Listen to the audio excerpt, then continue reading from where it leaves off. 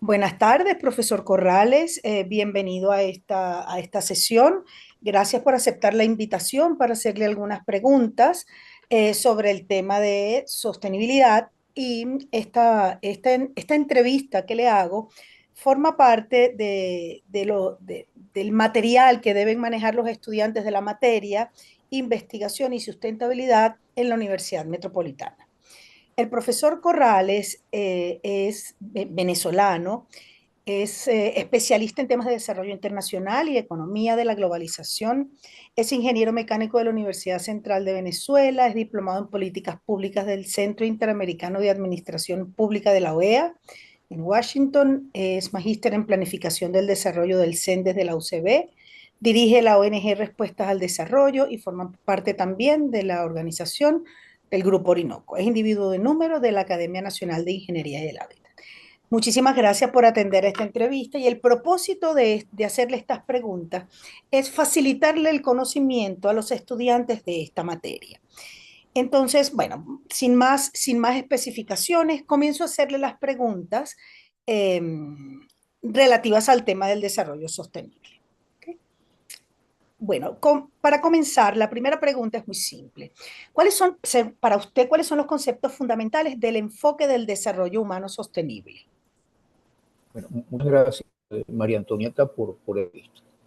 El enfoque del desarrollo humano sostenible es un enfoque relativamente reciente, de los últimos 30 años aproximadamente. Eh, yo diría una de las últimas etapas de evolución de los conceptos del desarrollo que comenzaron a ser articulados inmediatamente después de la Segunda Guerra Mundial y que nacieron fundamentalmente en América Latina.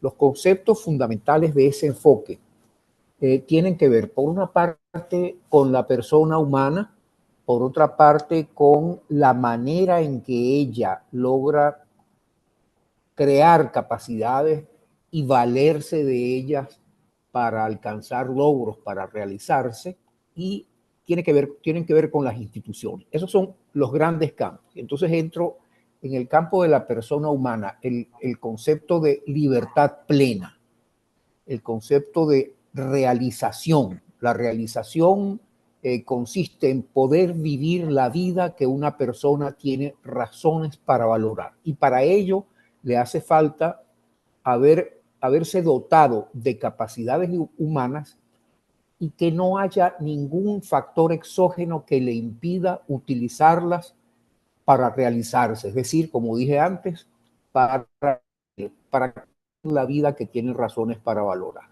Eso se conecta con la percepción de Amartya Sen. ¿En qué consiste entonces las capacidades humanas de acuerdo a Amartya Sen? Las capacidades las ve Amartya Sen, las ve también Martha Nussbaum, que es una sociólogo y politólogo norteamericana que ha trabajado mucho en los temas de desarrollo humano. Las ve como las potencialidades de una persona para transformar oportunidades en logros de vida. Es decir, en aquellos logros que le hacen vivir la vida que tiene razones para valorar. Amartya Sen los ve como potencialidades que solo puede construir, es decir, el humano solo puede construir esas potencialidades si goza de libertades para vivir en la relación con los demás, para acceder a los recursos de capital. Ustedes deben haber oído hablar del capital humano, del capital natural, del capital social relacional, que se refiere fundamentalmente a la cooperación entre pares en una sociedad, y al capital político, que se refiere al poder para influir en las decisiones que se toman en la sociedad. Muy Eh, interesante su. básicamente se trata de esas libertades. Entonces, voy a otra pregunta. Se van encadenando las preguntas a lo que usted va diciendo. Entonces, ¿cómo se desarrolla, cómo se relacionan el desarrollo humano sostenible, la libertad y la realización individual? ¿Y cuáles son los ámbitos de los procesos del desarrollo sostenible para usted? Mira, primero que nada, en el enfoque del desarrollo humano sostenible, el sujeto es la persona humana y el objeto, es decir, la finalidad del desarrollo humano sostenible es también la persona humana. La persona se realiza en la medida en que es efectivamente libre, es decir, en la medida, como dije antes, en que tiene capacidades humanas y las puede aplicar sin que haya fuerzas exógenas que se lo impidan para realizarse, es decir, para construir y vivir la vida que esa persona tiene razones para valorar. Ese es digamos, el primer eslabón. Y una edad se desarrolla, es decir, el proceso de desarrollo se asocia a la sociedad como el proceso de realización se asocia a la persona humana. Una sociedad se desarrolla cuando todos sus miembros, es decir, personas, están expandiendo sus libertades. Por eso se suele llamar al enfoque del desarrollo humano sostenible, se lo suele llamar el enfoque del desarrollo como libertad. ¿Y cuáles son esas 5 libertades que define Zen para desarrollar las capacidades humanas? Te decía antes, tiene que tener libertades para acceder a las fuentes de recursos. Es decir, ¿cuál es la fuente principal de recursos para crear capacidad humana? Es lo que se suele llamar el capital humano. Las vías fundamentales son la educación de calidad y la atención de salud. Y en una sociedad organizada, fundamentalmente también el contar con seguridad social. Esa es una primera libertad, es esa, a través de todas sus actividades y fundamentalmente las actividades de la producción, cuando la persona se involucra en el trabajo, gozar de ese acceso. Todos los jóvenes y niños deben tener acceso a la educación de calidad, si no, no son capaces de desarrollar capacidades. Una segunda libertad es la libertad de emprender o de vivir a través de la relación en el trabajo, de vivir la vida que tiene razones para, perdón, la vida que tiene razones para valorar. Y una tercera libertad es la libertad para cooperar con otros, con sus pares en la sociedad y crear capacidades de toda la sociedad. Hay capacidades humanas, es decir, las de cada persona, y hay capacidades sistémicas de la sociedad. Y esas solo se construyen cuando hay cooperación entre los miembros de la sociedad y cuando hay libertad para emprender.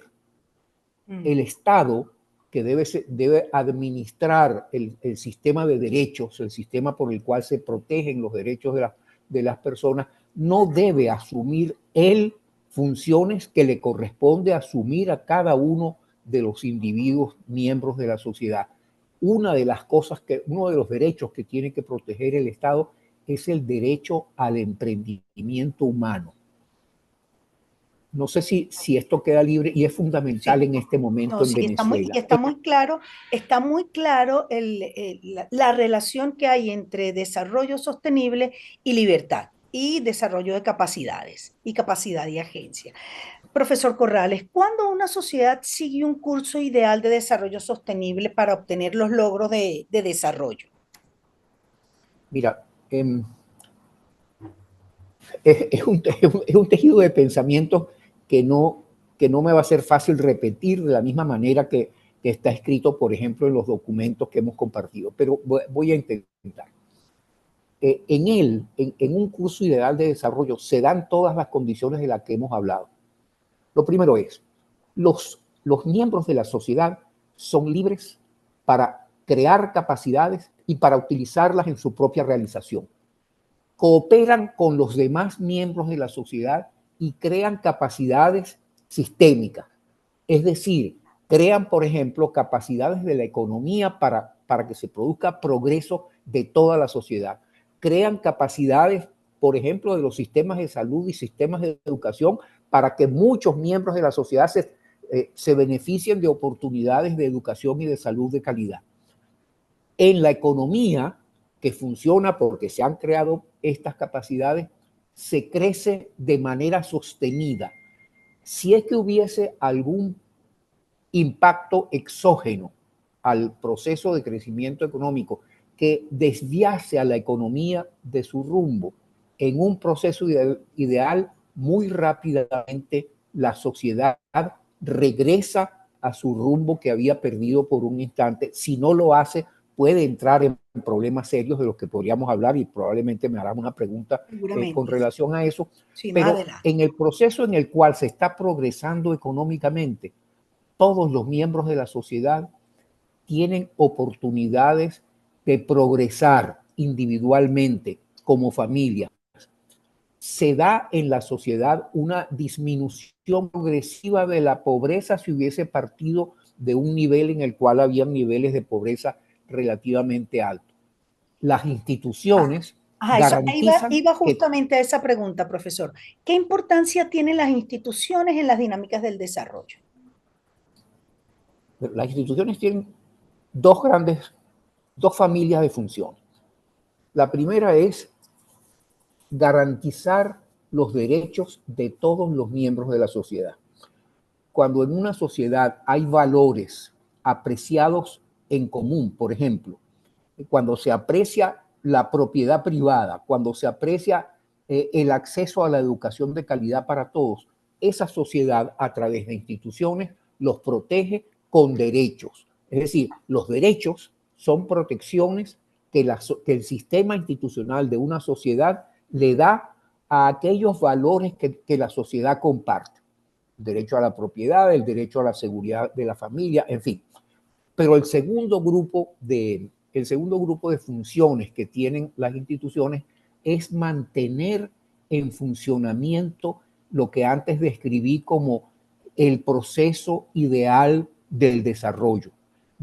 Mantener en funcionamiento, te voy a dar un ejemplo, mantener en funcionamiento la economía sin que viva un shock externo implica, por ejemplo, que haya libertad económica, pero además que se proteja, que la economía se proteja de lo que se suele llamar un shock externo. En el caso venezolano, hemos vivido shocks externos muy serios cuando caen los precios de las exportaciones petroleras. ¿Y por qué nos daña tanto la caída de los precios de las exportaciones petroleras? Porque prácticamente lo único que exportamos es petróleo. Y una manera en que las instituciones pueden proteger a la sociedad de esto, del efecto de un shock externo de ese tipo, hay dos maneras básicamente. Una manera que se mantiene en el largo plazo y es diversificar las exportaciones. Eso es papel de las políticas públicas que son parte de las exportaciones. Pero otra manera en que las instituciones pueden proteger a Venezuela de los impactos de esos shocks de los precios internacionales del petróleo es la creación y el funcionamiento efectivo de un fondo de estabilización.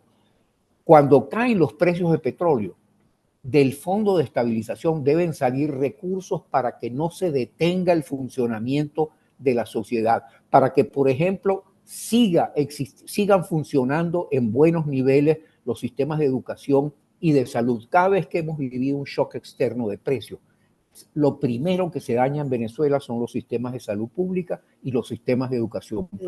No sé si quedó muy claro y queda muy evidente y muy claro que el desarrollo humano sostenible tiene que ver con la conexión sistémica de todos los aspectos de un país, partiendo del ser humano y del desarrollo de sus capacidades en libertad.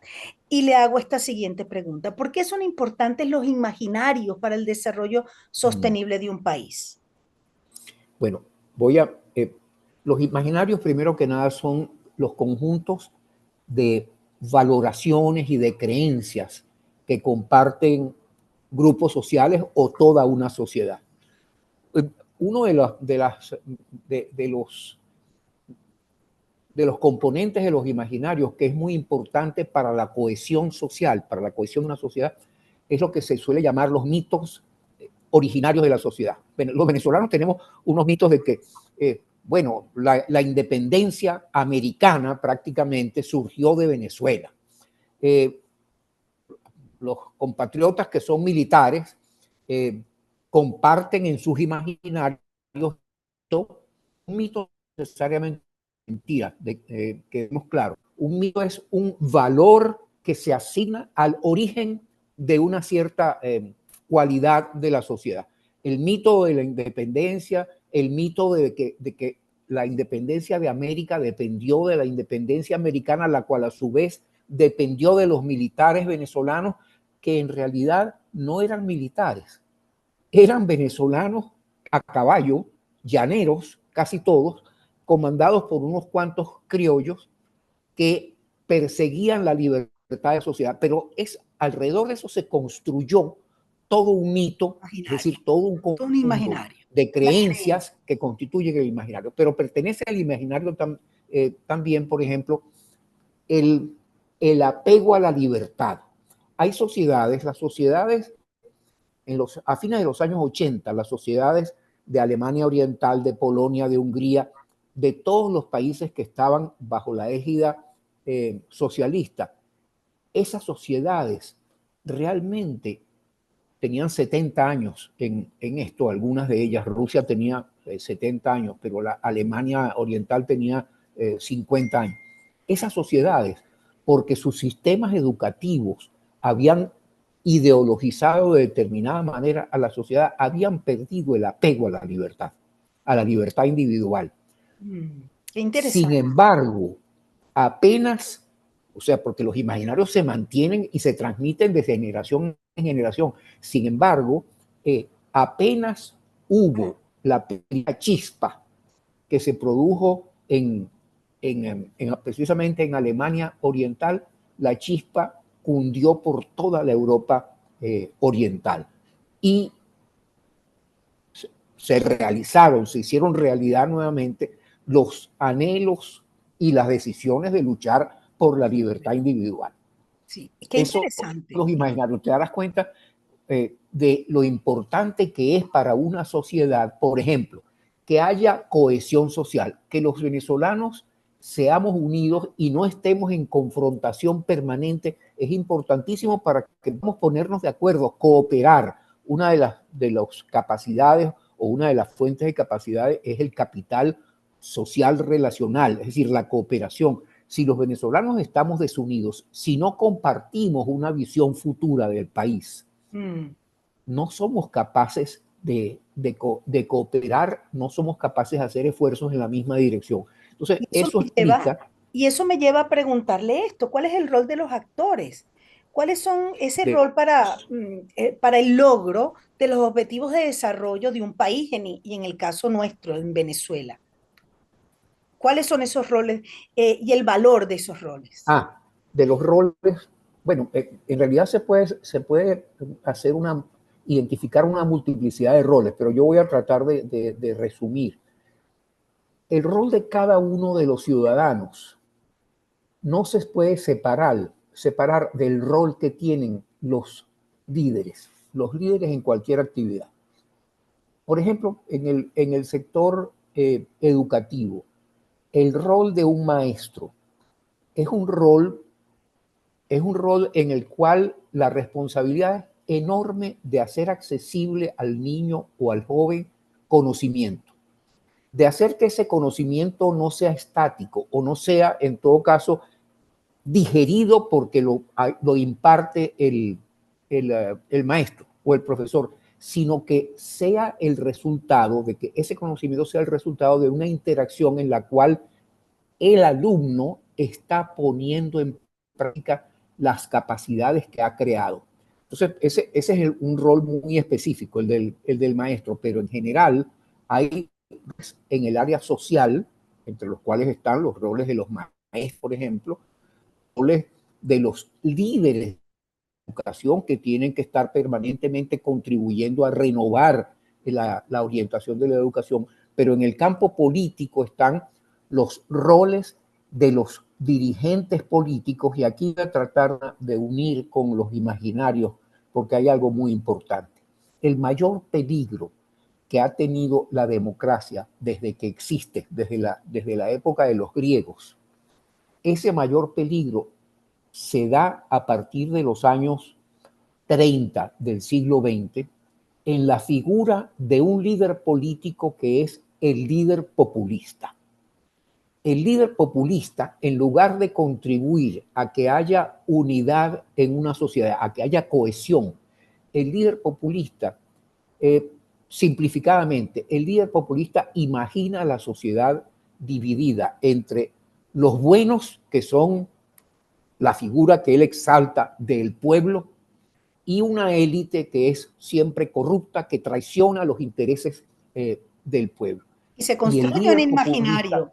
Y se construye un imaginario está alrededor de ese. manipula el imaginario para convencer a la sociedad de que hay eso. En todas las sociedades hay conflictos, pero en las sociedades, al haber un conflicto y haber un líder, sobre todo un líder carismático, un líder que tiene arrastre popular, por decirlo, el líder populista lo que hace es, en lugar de promover la cohesión, promover la polarización, promueve la confrontación a quienes se sienten a quienes se sienten el pueblo excluido, el pueblo que ha sido, que no ha tenido oportunidades, les insiste en que es aquella élite la que se ha apoderado de toda la riqueza que le pudo haber correspondido a él, al hombre del hogar popular, para promover la confrontación.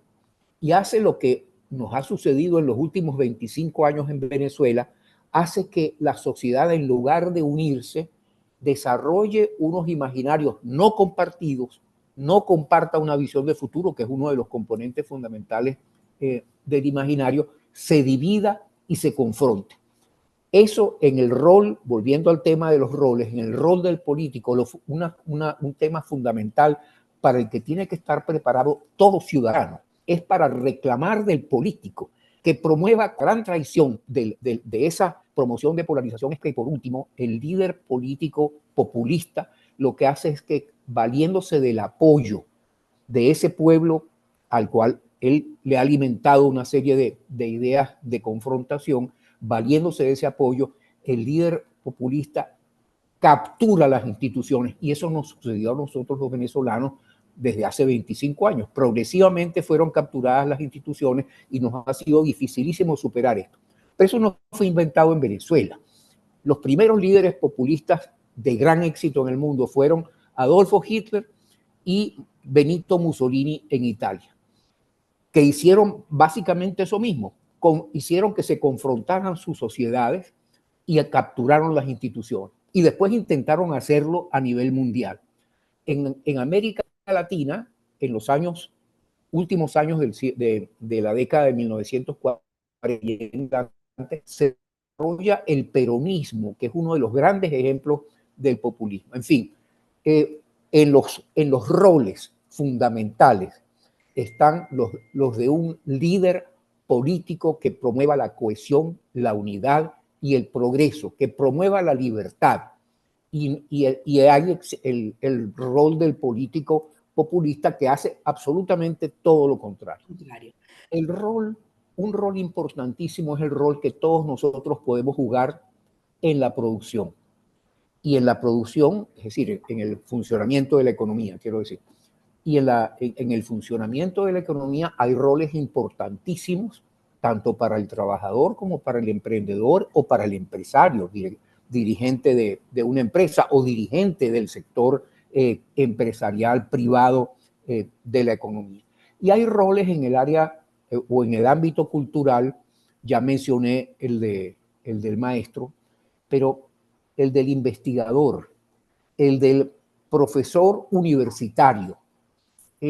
Los roles en cada uno de los ámbitos se pueden encontrar roles que todos los ciudadanos debemos asumir y roles de liderazgo. Y uno de las áreas de liderazgo fundamental, por ejemplo en Venezuela, es el área de la investigación y de la innovación en general, del emprendimiento, de la modernización de la sociedad venezolana para que sea capaz de asumir nuevamente una trayectoria que la perdimos lamentablemente hace muchos años, una trayectoria de desarrollo sostenible.